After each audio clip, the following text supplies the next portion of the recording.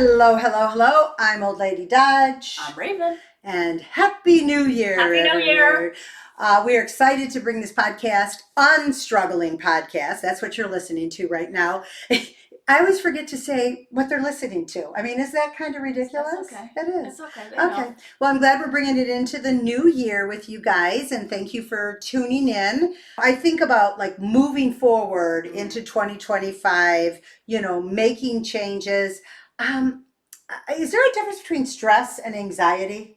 Do you think there is a difference there? Yes, because we all deal with stress, Uh-huh. right? There's everyday stress. Yeah. That we all deal with. And then anxiety is stress that grows into fear, and I think it starts impacting your mood, right? Because... Okay. Well, I think stress affects my mood too, though. Yeah, I think anxiety makes you more fearful. Okay. But I don't think stress necessarily makes you fearful. But I think you get into anxiety when you start dealing with fear in addition to your stress. I think you're right. Yeah. I used to have a lot of anxiety and ruminating thoughts, and I don't really have that now, but I do have stress. Mm. And then what happens for me and when I'm stressful, it always carries over into my dreams. I mean, and every single time I know when I'm stressed because I dream about being a waitress again and not being able to get to my tables. And everybody wants me at the same time. And I'm dropping trays. And I think I might have said this one before because I think this one's kind of funny. And my Gigi who passed away, I love you dearly, but she had put this into my head. When I was 5 years old, I used to go to the elementary school across from her house. And when there was a tornado warning, they'd let me go to my grandma's. And she would be down at the end of her house saying, "Run, Teresa, run, the tornado's coming, run." And I was like 5 doing that. She didn't mean anything about it. She just thought it was cute. But I do have dreams now where a tornado's coming and I can't get downstairs. I always know I have to get in a basement. So I keep running and running downstairs. But every time I look out, I'm still at ground level and I can't get down. So I think that really triggers it for me as far as, stress. So whatever stress you're dealing with in the present triggers those sort of past stresses to resurface in your dreams. Yeah. And that's fascinating. Isn't it? And it's not like I will dream about something, because if I was, I'd be dreaming about my mother right now living with us. I'm a little bit stressed out. My mom, love her dearly, but at 82, moving from 90-degree weather to Michigan, which is 5 below here, she's having a really hard time, and she's living with us, and so that's stressful. But I don't dream about her. But I haven't had a tornado dream either, so I don't know. Do yours ever carry over anywhere else? I mean, I don't remember my dreams very much, I will say, fortunately. Okay. The times I do remember them, they're very bad. Okay. A lot of the time, not all the time. But what are you going to do to stop that anxiety in 2025? Got any good hints? The anxiety is with me. Okay. I'm not going to stop the anxiety, but I just have to live with it. So I have to find a way to move forward with the anxiety, right? Because the more that I prove the fears wrong, well, the anxiety about those specific things will go away and it'll just switch over to something else. You know what I'm saying? So actually I thought of an example that I am comfortable with sharing. I do plan on traveling this year and like leaving the U.S. travel. I know. Where are you going? Do you want to tell anybody or no? I think it's pretty exciting. Oh, okay. I don't. She's going far, far away. Very far. Okay. So I do plan on doing some traveling. By yourself, right? Yeah. Okay. That is causing me a lot of anxiety. Well, I think because I'm disabled. I've talked on here before, brought it up. I'm blind, totally blind, and I have a lot of fears about traveling abroad. Because the help available to disabled people is different everywhere here in the U.S. So it's definitely going to be different abroad. Well, let me just make you feel a little bit better. There's a lot of people who just are uncomfortable traveling abroad that aren't blind. Oh, yeah, I know that. Because it's scary in itself. Yeah. Just to, but to not have any sight. Are you bringing Tango? Does Tango for for my first trip abroad, I will not. Okay. No, because I want to make sure I do everything right for me. Mm-hmm. I'm not going to bring a service dog into the mix and risk not doing things right and then causing more distress for myself Okay. and my dog, I guess, right? So Yeah. I that's something I am having some anxiety about, like what ableism might I encounter abroad. But I take comfort in my past experience also. So I think that's how I work with the anxiety is, okay, the anxiety is here to stay in one fashion or another for one reason or another. But I can reach back into my past experience and say, okay, Raven, this experience that you're having, like, or this thing you're having anxiety about, you know, there are so many helpful people out there. I have had so many experiences where I am in awe of how generous and charitable and understanding people are. There are some good and people.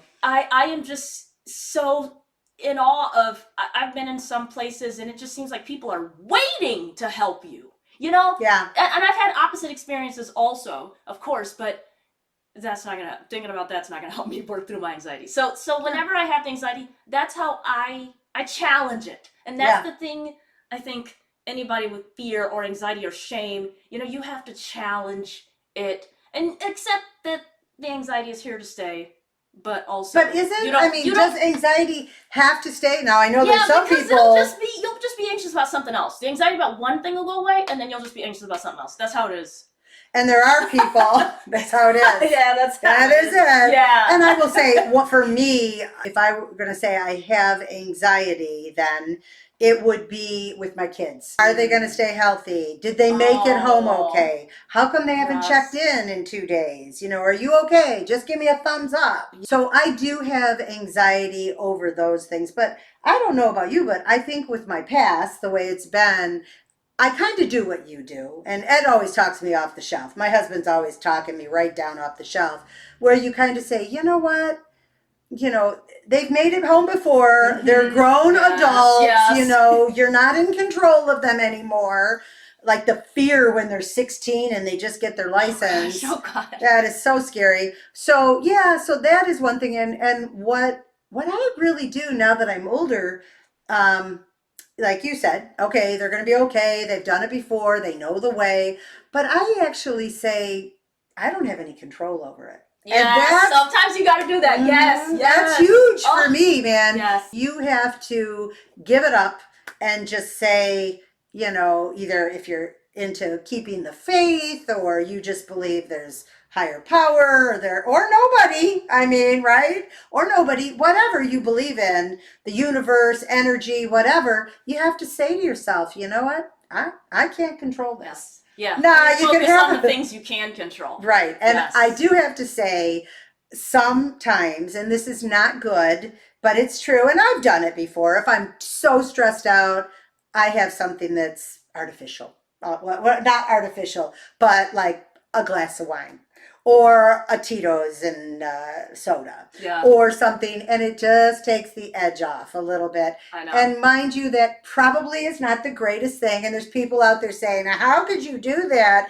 and blah, blah, blah. But it used to be, I used to go to bed and couldn't sleep, and I'd take a half a Ativan or a tranquilizer and get up and take another half. So I was doing that. So it's like, and some people smoke pot. I don't do that. Some people take gummies. Correct. And I don't do that. How could you do that? And blah, blah, blah, with all those cuckoo munga, you know, brain things. But, I you know, it's okay for me. I enjoy it, and I'm 63, going to be 64, and if it takes the edge off a little bit, I'm all good with that. Yeah. What do you think about that? I think there's something. I think it's awesome for the people who feel like they have enough strategies in their toolbox for not needing some type of chemical help. So congratulations to you. And don't make me feel bad now. But go ahead. Yeah, and then I'm gonna say.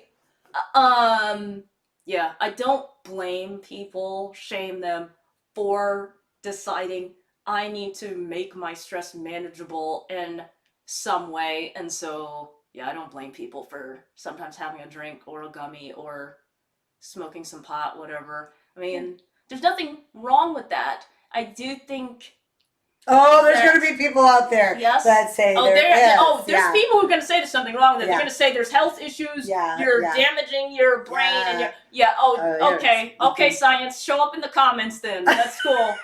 Well, Come through. You can. yeah. Yeah. So, well, when I say there's nothing wrong, I mean ethically, morally, there's nothing wrong. Well, Okay. if you want to get into biology and how Oh. you're impacting your organs, Yeah. listen, I'm not here for all of that. Yeah. I myself have reached for alcohol in times of stress. I have. Mm-hmm. But fortunately, I never got out of control with it. Right. That's never happened to me. Right. But I've done that. I've gotten home from a stressful day of work and had a drink or two. Yeah. Or whatever. Like I'm with you. that's very. And to me, I would That's rather. very normalized. Mhm. However fortunate or unfortunate that may be. Yeah, and Yeah. it used to be, like I said, I would take a half of an Ativan or a half of a Valium or half of something else, and really, that's just as bad for you, I think, as It that. can be, yeah. So I'm going to switch this off from this topic and Yes. just say, because we'll be closing out here pretty soon. I wanted to talk about managing anxiety when you're not using Okay, substances. but I want to. Okay, we'll do Yes. that, and then I want to know what's on your bucket list that you're a little bit afraid of. Well, actually, you've already said that. It really is Yeah. your trip, It's right? it's my travel. Yeah, Yes. yeah, That's okay. that's causing me a lot. All right, so I'll tell you about mine in a second, but you go ahead. I would love to hear and maybe take some of your advice. So go Okay. ahead. Yeah. So several things, because I will say I am transitioning away from reaching for alcohol when I am stressed out. So I am not going to say I'm going to stop drinking.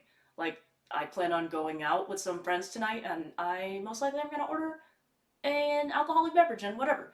But I'm transitioning away from doing that at home to de-stress. So I used to be a big tea drinker, so I am going back into that, where I'm getting into my tea cabinet and using that to de-stress, like just the nice comfort of having a hot drink, Yeah. doing that. And then also I will say there's all sorts of hobbies that you can do that can relax you, right? I took a walk today. Yes, exercise, and it was good for the dog. Yes. Oh yeah, and walking a dog is awesome. I took a long walk Yeah. today, and I needed it, and Yes. that really does help. It, Yeah.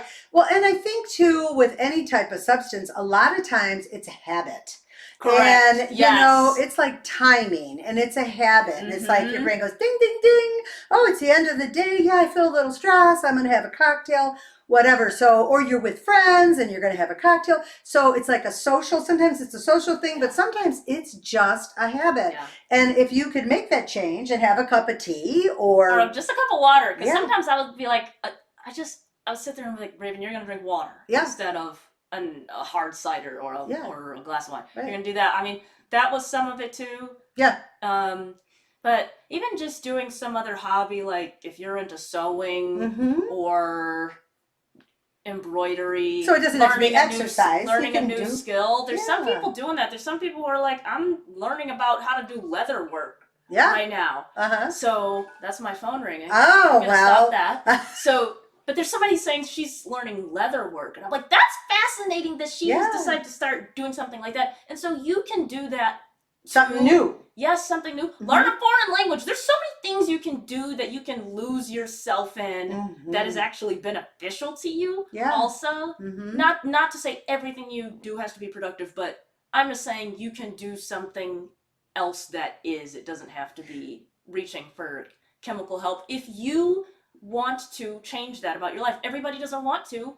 For a long time, I didn't. I was like, I'm comfortable with what I do. So if you're comfortable with what you do, I'm not judging you. But there's some people who, they are not comfortable about their relationship with a substance. So I'm Right. talking to the people who want to change that about themselves. Mm-hmm. Good. And I Yes. love all those examples. Yes. And learning something new is always fun. Just, trying something new. But even if you take a walk, or even if you just go somewhere quiet, find a little corner and read a book, read a magazine, just Yes. to break it up. I tend to, at the end of the day, get a cocktail. I'm on the computer. So it's just making a change, just a small little change. So I think we did pretty good. Let me Yes. tell you, Yes. I got to remember what my fear is. I said I was going to share my Something big on fear. your bucket list. It was, I want to skydive. I want to skydive so badly. I was in northern Michigan and there was like this 90-year-old woman. We got to do this together. Would you do it? Yes. We can. We got to do this All together. right. Yes. But you'll have to push me. You'll have to push. Someone's going to have to push me out. That's my thing. Well, old lady does. We got to jump. Okay. We're just, Yeah. right? Don't they just have you jump? Well, they'd have to push me. We can start with the indoor skydiving. Oh, yeah, we can can do start that. at the indoor place, right? That's a nice little it get your is. feet wet All way to right. start. Maybe we'll. I'm terrified thinking about this, but I do want to do All this right, too. so, I really do. So. all right. You know what? Maybe we'll do our podcast from there, and I Oh forget my it's called God. Sky Zone or something. Maybe we'll do that. I've heard Sky Zone. Yes, I know what you're talking about. Yeah. But anyway, we have to wrap it up. Yes. We hope you have a safe and happy and healthy 2025, Yes. and we thank you so much for sharing your time with us, and don't Yes. forget to share this episode. And Tell us about how you work with fears and anxiety in your life. How do you work through it, or in Just my case, tell us. alongside it? What are your strategies? Yeah, and also just tell us. Sometimes it feels really good just to release what it is out loud. Yes, That really, really does help. And thanks for sharing with me the difference between anxiety and stress. That really helped. Yes. But we hope you have a wonderful year, and don't forget to like us, follow us, subscribe, hit that subscribe button. It's like one of those corners. And as always, let's unstruggle together.